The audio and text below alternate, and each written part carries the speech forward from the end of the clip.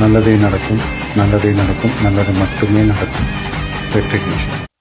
தமிழ்நாடு மக்கள் அனைவருக்கும் வணக்கம். இன்னைக்கு டேட்ல சட்டசபையில இன்னைக்கு சுவாரஸ்யமான சம்பவங்கள்லாம் நிறைய நடந்துச்சு.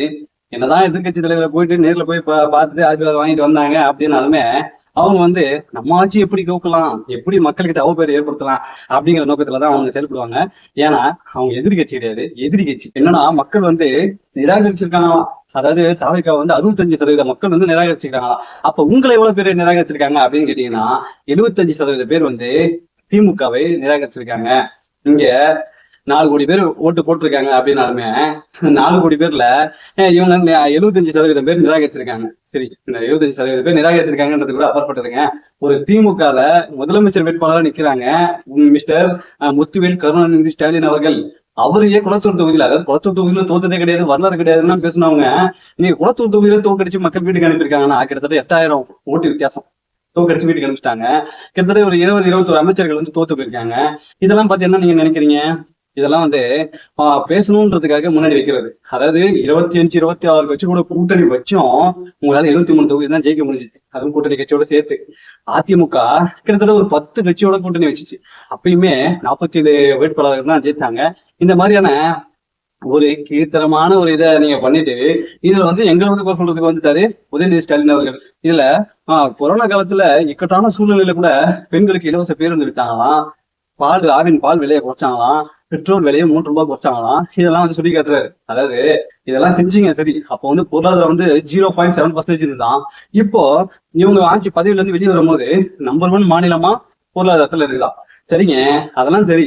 மக்கள் வருவாயிலிருந்து வரி பணத்துல இருந்து நீங்க செஞ்சிருந்தீங்கன்னா இதெல்லாம் தமிழ்நாடு இந்த அளவுக்கு முன்னேறி இருந்ததுன்னா சரின்னு சொல்லலாம். கிட்டத்தட்ட இந்த 70 ஆண்டு காலம் நீங்க சொல்றீங்களே, இந்த 70 ஆண்டு கால பெரிய கட்சி இந்த 70 வருஷத்துல நடக்காத பெரும் சாதனைய 4.5 லட்சம் கோடி தான் கடன் இருந்துச்சு தமிழ்நாட்டு மேல. ஆனா இந்த 5 வருஷத்துக்குள்ள 5.5 லட்சம் கோடி கடன் வாங்கிருக்கீங்களே, இதை பத்தி ஏன் பேசல? இதை பேசுற நீங்க இதையும் பேசிருக்கணுமா இல்லையா? இதை எப்படி பண்ணிருக்காங்கன்னா அந்த 5 லட்சம் கோடியை வாங்கி இவங்களுக்கு பதவிக்கிட்டு மக்கள் வருவாயில இருந்து இதுக்கு செலவு பத்தல, அதுக்கு பத்தல, பள்ளிக்கூட நேர்கூட இடிஞ்சு விழுந்தாலும் அது பேருக்கு புதுப்பிக்கிறதுக்கு பணம் கிடையாது, பேருந்து படிக்கட்டு கரண்டு விழுந்தாலும் அதை பத்தின இது கிடையாது, ஏன்னா எல்லாம் லாஸ்ட்ல போகுது அப்படின்னு சொல்லுவாங்க. ஏன்னா இவங்க கிட்டதான் இந்த ஒயின் ஷாப் எல்லாமே ஓனர்கள் எல்லாமே இவங்க தான். அதனாலதான் wine shop 717 wine shop Vijay உடனே மூடிட்டாரு.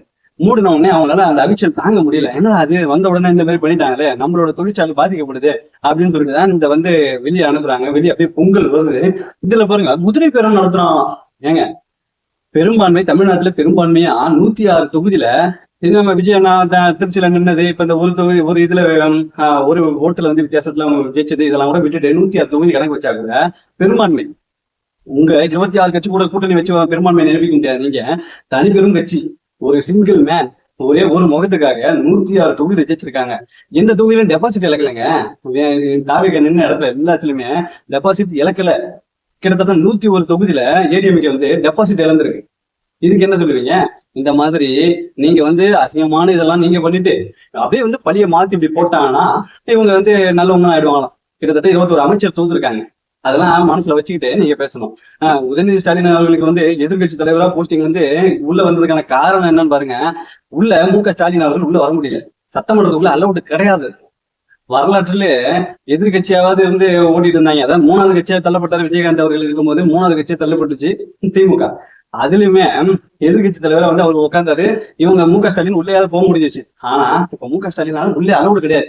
வாசல்ல கோல் எடுத்து வச்சு வெட்டிடுவேன் அப்படின்ற அளவுக்கு தான் மு.க. ஸ்டாலின் அவர் இருக்காரு. ஆனாலும் அவனுக்கு வாய்ப்பு குறையல. இப்படி எல்லாம் பேசி, ஏன்னா சட்டமன்றத்தான் லைவ் ஓடுது. இதுக்கு முன்னாடி பேச திராணி இல்லாம அது கை நடுங்குது. இதுக்கு முன்னாடி பேசுறதுக்கு இது திராணி இருக்காது. இப்போ லைவ் ஓடுது, நம்ம என்னன்னாலும் பேசலாம் அப்படிங்கிறதுக்காக முன்னாடி வைக்கிறாங்க. குதிரை பேரம் நடக்குதான். இவங்க குதிரை பேரம் வச்சுதான் இவங்களை வேட்பாளர்களை விலைக்கு வாங்கிதான் ஆட்சி அமைக்கணும்னு அவசியம் கிடையாது. ரீ எலெக்ஷன் கூட வைக்கலாம். ரீ எலெக்ஷன் வைக்கிறதுக்கு நீங்க அலோவ் பண்ணிருக்கலாம்ல. எங்க சைட்ல ஆதரவு தெரிவிக்க மாட்டோம், நாங்க ரீ எலெக்ஷன்ல சந்திச்சுக்கிறோம் அப்படின்னு சொல்லியிருக்கலாம்ல. கேட்டா அதுக்கு ஒரு நோட்டீஸ் ஆக சொல்லுவாங்க, மக்களோட பணத்தை வீணடிக்கிறீங்க அப்படின்னு. இவ்வளவு வருஷமா 5 வருஷமா நீங்க வீணடிச்சதெல்லாம் பத்தாதா? இதுலதான் வீணாயிட போதா? அது ஒண்ணு. 2வது, ஆளுநர் ஆட்சி வந்துச்சுன்னா அந்த 1 வருஷம் ஆளுநர் ஆட்சி நடக்கலாம். அப்படியே ஆளுநர் ஆட்சி நடந்துச்சுன்னா இவங்களோட வண்டவாளம் தண்டவாளம் ஏறிடும். அதுக்குள்ள இவங்க யாரெல்லாம் கொள்ளடிச்சாங்க, எவ்வளவு கொள்ளடிச்சிருக்காங்கன்றத எல்லாத்தையும் நோண்டி எடுத்துருவாங்க. ஏன்னா பிஜேபி ஆளுநர் கையில, ஆளுநர் பிஜேபி கையில தான் இருக்கிறாரு. அதனால இந்த வேலை சம்பவம் நடந்துடும் அப்படின்ற காரணத்துக்காக தான் அவசரமா ஆதரவு தெரிவிச்சு பதவி ஏற்க வச்சாச்சு. இப்போ எங்களோட ஆதரவுல தான் நீங்க பண்ணி அப்படின்னு சொன்னாங்க. நீங்க சொன்னீங்களே இந்த வார்த்தைக்கு எதிராதான் சண்முகம், அதாவது கம்யூனிஸ்ட் கட்சியில இருக்கிற சண்முகம் அவர் என்ன சொன்னாருன்னா, யாரையும் கேட்டு முடிவு எடுக்கணும்னு அவசியம் எங்களுக்கு கிடையாது, நாங்க தனி கட்சி, நாங்க இண்டிபெண்டா தான் செயல்படுறோம் அப்படின்னு சொல்லிட்டு ஏற்கனவே சொல்லியிருந்தாங்க. அதெல்லாம் உங்களுக்கு காதுல வில்லன்னு நினைக்கிறோம் உதயநிதி ஸ்டாலின் அவர்களே. அதனால எது பேசணும் யோசிச்சு பேசணும். இது பத்தாதுன்னு பாருங்க, குதிரை பேரும் அப்புறம் சொல்லிட்டு இருக்கேன். இந்த குதிரை பேரம் எதுக்கு தெரியுமா? இதை பேசுறவங்க யார் தெரியுமா? பிரேமலதா விஜயகாந்த். அவங்களாம் அதை பத்தி பேசலாமா?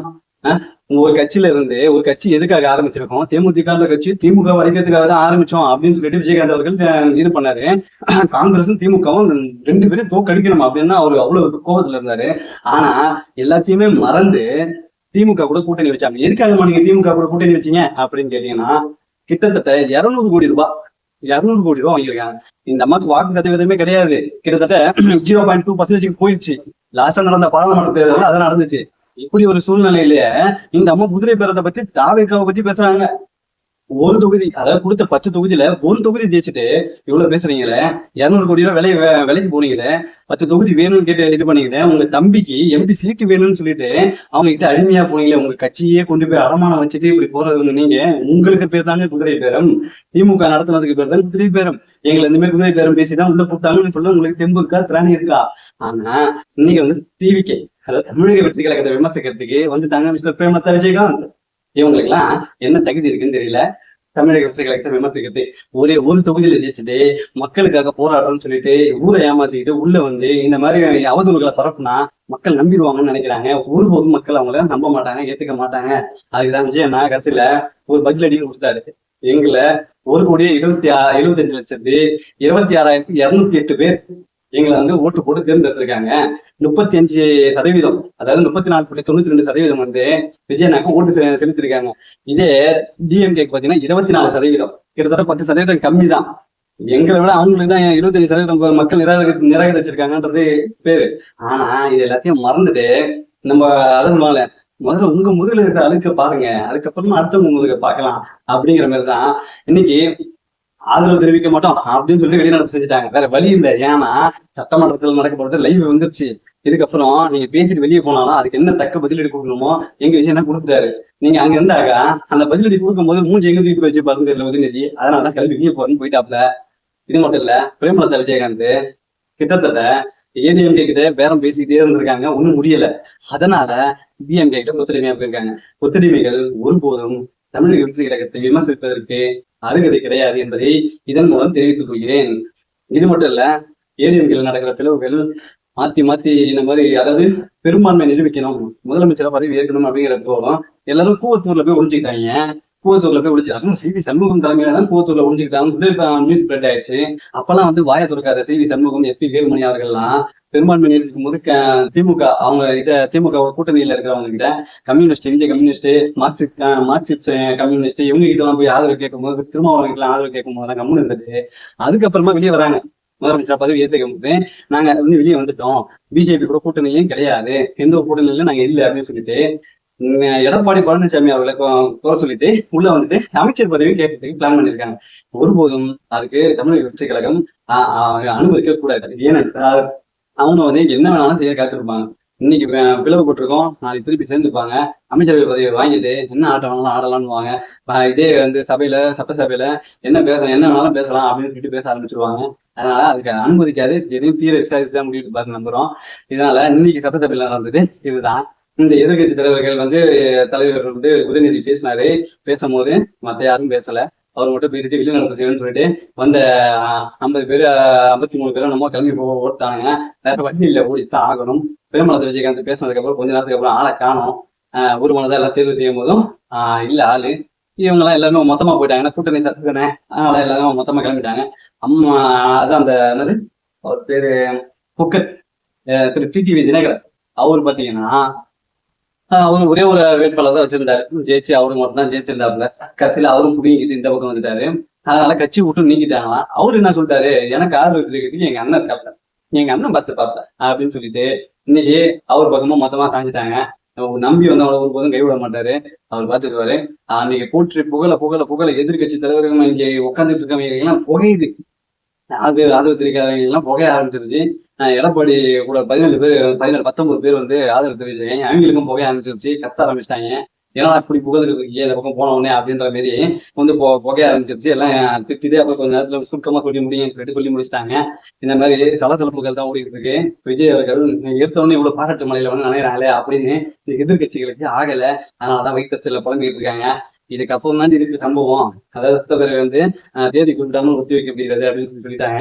இதுக்கப்புறம் தான் தொடர்ந்து சம்பவம் இருக்கு. ஒவ்வொரு ஆக்ஷனும் இதுக்கப்புறம் தான் எடுக்க போறாரு விஜயன். அதே போல ஏற்கனவே சொல்றாரு, ஏற்கனவே திட்டங்கள் தொடரப்பட்டுச்சு, அது கம்பல்சரி தொடரும். ஏன்னா மக்களுக்காக செய்யப்பட்ட திட்டங்கள். அது எப்படி வந்து அவர் வந்து கலைப்பாரு இல்ல மாத்துவாரு. நீங்க ஏடிஎம்கே டிஎம்கேவா நீங்க நடக்கிறாச்சு மாத்தி நீ வந்தாக்கா இந்த இதை குறை இது பண்ணி கழிச்சு விடுறது, அவன் வந்தா இதை பத்தி கழிச்சு விடுறது, மாத்தி மாத்தி கழிச்சுட்டு இருக்கிறீங்க. அதெல்லாம் கிடையாது. மக்களுக்கான நலத்திட்டங்கள் இருந்தா கம்பல்சரி அதுல வந்து ஒரு குறையும் சொல்ல மாட்டாரு, ஒன்னுத்தையும் மாத்த மாட்டாரு. விஜயன்னா தொடர்ந்து புது திட்டங்களை வகுத்திருப்பாரு. இதெல்லாம் எப்படி செய்ய போறாருன்னு தெரியல. இதெல்லாம் ரொம்ப நாள் காக்க வைக்காதீங்க அப்படின்னு எதிர்கட்சியில 179+11 211 சொல்ற உதயநிதி ஸ்டாலின் அவர்கள் எல்லாம் பேசுற அளவுக்கு ஆகி வச்சு பாத்துக்காங்க. கணக்கு வழக்கே ஒழுங்கா தெரியாது. இவரெல்லாம் திட்டங்களை பேருக்கு மட்டும் இந்த திட்டம் அந்த திட்டம் இந்த திட்டம்னு பேரை மட்டும் கொடுத்துட்டு திட்டத்தின் செயல்பாடுகள் எப்படி இருக்குன்னு கேட்டீங்கன்னா 0, ஒண்ணுமே கிடையாது. இந்த மாதிரி அவசர அவசரமான ஏதாவது ஒன்று திட்டத்தை மட்டும் அறிவிச்சு, அதுவும் கடைசியில இந்த எலெக்ஷன் டேட் அறிவிப்பு வந்ததுக்கு அப்புறமா தான் திட்டத்தை இன்னும் அவசரமா பண்ணாங்க. அதாவது இந்த மேம்பாலம் கட்டி திறக்கிறது, ரோடு போடுறது, இந்த மாதிரி திட்டங்கள்லாம் வந்து இன்னும் வேகமா நடந்துச்சு. அது இல்லாம இதெல்லாம் மக்கள் நம்பிடுவாங்கன்னு நினைச்சுதான் அவங்க அதெல்லாம் பண்ணிட்டு இருந்தாங்க. நம்பாம தான் எல்லாத்தையும் தோக்கடிச்சு முதலமைச்சர் வேட்பாளரே வீட்டில் உட்கார வச்சிட்டாங்க. தொடர்ந்து இதுக்கப்புறமா தான் சுவாரஸ்யமா சமூகங்களை பார்க்க போகுது தமிழ்நாடு. மேற்கொண்டு ரசி.